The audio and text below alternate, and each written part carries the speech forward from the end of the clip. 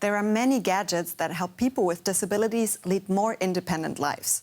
For example, glasses that subtitle spoken conversations in real time for deaf people, or a smart walking stick that detects obstacles with ultrasonic waves for people with low vision. Tech for more inclusivity. That's our topic on Shift today.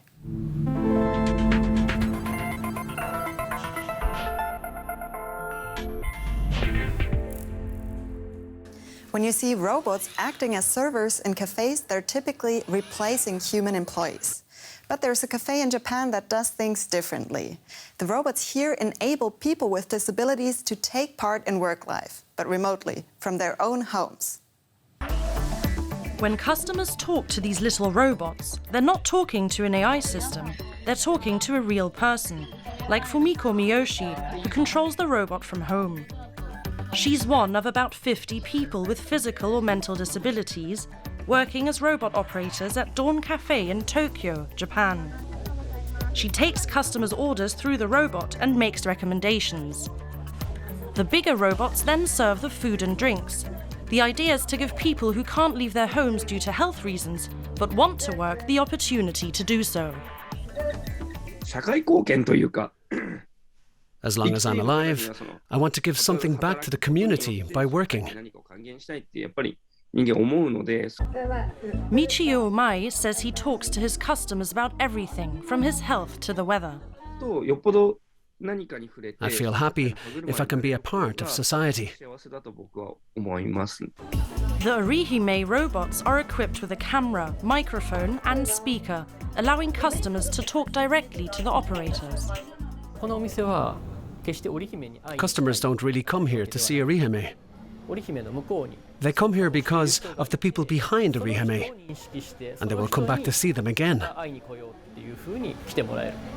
The cafe is operated by Ori Laboratory. The tech startup develops robots like Orihime to combat loneliness. The technology helps break down barriers for people with disabilities. Dawn Cafe brings people with and without disabilities together, a first step toward greater inclusion.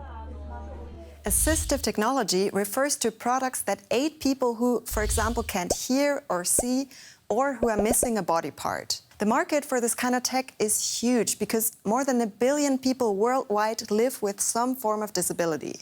Like Jessica Smith from Australia. She was born without a left forearm. The former Paralympic swimmer is now a disability awareness advocate and relies on the help of technology. I'm not trying to hide who I am. I'm adding and sort of expanding on who I am as a person by being able to access technology that's never been available before. Her high-tech prosthetic limb operates using artificial intelligence and can learn 14 different grips. This next clip of Jessica Smith grocery shopping demonstrates just how well this tech works in action. So cool. Whoa, whoa, whoa, whoa. Now you can drop it in my hand. Put it in the trolley? Yeah, let's put it in the trolley. Woohoo! That is so cool. So I have 3 children, a 6-year-old, a 4-year-old and a 2-year-old, and the older kids are very excited about it. They think it's amazing that I'm like half human, half robot. Half human, half robot. This bionic prosthetic can give off that impression. The device converts electrical impulses from the upper arm muscles into finger movements. A special app associates grip patterns with certain muscle movements, and users can configure it themselves at home or allow technicians to do it remotely. So we've tried to build in the AI technology which allows us to connect to the hand anywhere basically in the world and change configuration on the device instantaneously on the fly for the customer. This sensor bracelet is being tested at the University of Sydney in Australia. It's designed to detect the slightest movements of the tendons, which control the hands. These subtle movements are then transmitted via Bluetooth to a program. If you touch your carpal tunnel like that and move your fingers a little bit, you will see tiny vibrations happening on your wrist. And that's how our body moves our fingers. So our sensor actually pick up those vibrations and we use machine learning and AI to make sense of those vibrations to figure out which finger is moving and how much. Due to a medical condition, Aryan Shah has limited mobility in his left hand. He's testing the sensor bracelet by playing simple computer games. His movements are interpreted into the game. It's a lot less movement that you need to use it than I first thought. I just hope it can make me a bit more functional with my left hand, like especially from a computer perspective, like studying and using it all day. There are many projects around the world focused on the sense of touch. At the University of Bristol in the UK, researchers are working on simulating the different layers of human skin to allow robots to have a real human touch. And this could come in handy for making future prosthetics. We 3D print that similar structure into our artificial skin so that it can respond to contact in a similar way to human skin. But instead of having nerve endings, we instead mount a camera inside the sensor, where you can see the cable coming from here. So that picks up that movement of those papillae, those structures inside this artificial skin. So cameras are being used to simulate human touch. What a fascinating approach. Cameras are also used as a tool for people who are blind or have low vision. Take this gadget, for example. It can be attached to glasses. Users can turn in the direction of a given text and either give a voice command or press their finger down to have it read aloud. The AI can be trained to recognize certain products and faces too.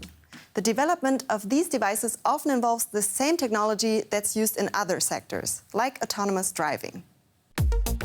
The AI technology that's used to keep autonomous vehicles on the road is also useful for pedestrians. This biped gadget helps blind and people with low vision navigate the city. The cameras embedded in the device detect obstacles within a 170-degree angle, warning users with 3D sounds. Imagine it like this. If an object is moving toward the user and there's the risk of a collision, Biped warns them with a sound. It's similar to parking assist in modern cars. If there's an object on your left, you'll hear the obstacle on your left-hand side. The sounds indicate where the obstacle is. There are different sounds depending on whether it's a car, person, or bench that's in the way. The developers see Biped as a supplement to a walking stick with one big advantage. It warns users about obstacles at head level too. This smart gadget has similar features, but instead it attaches to a classic walking stick. WeWalk uses ultrasonic sensors and vibrates when there are obstacles nearby. Users can connect the device to their phone via Bluetooth and then use the touchpad to access Google Maps and virtual assistants, all while keeping their phone tucked away. A smart walking stick, that's cool. And for people who are deaf or hard of hearing, there are smart glasses. They enable users to read conversations in real time by converting spoken word into subtitles. Diana Martin is deaf. She's trying on smart glasses for the first time with her friend Jacqueline Press from X-Ray Glass. Can we see anything? Yes. Oh. Well, I'm talking to you. So this is a new way of being able to communicate and be included in this. The idea behind this tech is one that's already well known from movies, subtitling. But these augmented reality glasses convert spoken words into text and project it instantaneously. This enables spoken conversations to be more inclusive to deaf people, as the founder of Deaf Kids International, Steve Crump, explains. I might not quite catch everything, but this is giving me a real-timed narrative which enables me to be informed, it enables me to be involved, it enables me to make decisions because I know what is being said. Voice recognition algorithms quickly convert spoken language into readable text. We're taking that audio stream from the microphone on the glasses, we're running it through a piece of transcription software, which users have probably seen before, an ability to turn audio into subcaptions.